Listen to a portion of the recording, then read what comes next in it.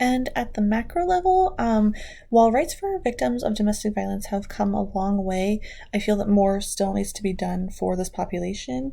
As I previously stated, domestic violence occurs across all races, ethnicities, and socioeconomic statuses, which means there's not enough resources for all of the victims.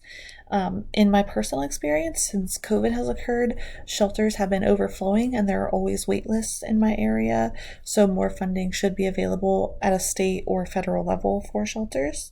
And the same issue I have found also occurred with therapists and counselors who specialized in domestic violence issues and trauma. There's just not enough resources for the number of identified victims.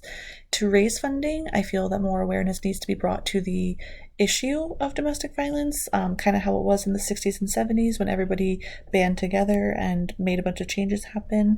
I think the same could be done today.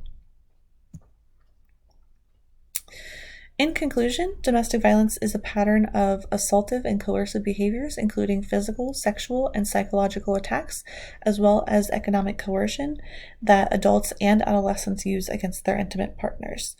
The issue does not discriminate based on race, ethnicity, or social status, but certain populations are more vulnerable, such as women who live in lower income rural communities. Domestic violence has been around since the 1500s. Thankfully, there are laws that have since criminalized domestic violence, but these did not begin to occur until the 1900s. There are many support groups, shelters, and other resources for victims of domestic violence, but more funding and awareness is needed to allow for every victim to have equal access to the resources out there. And these are my references. I hope you guys learned something. Thank you so much for watching.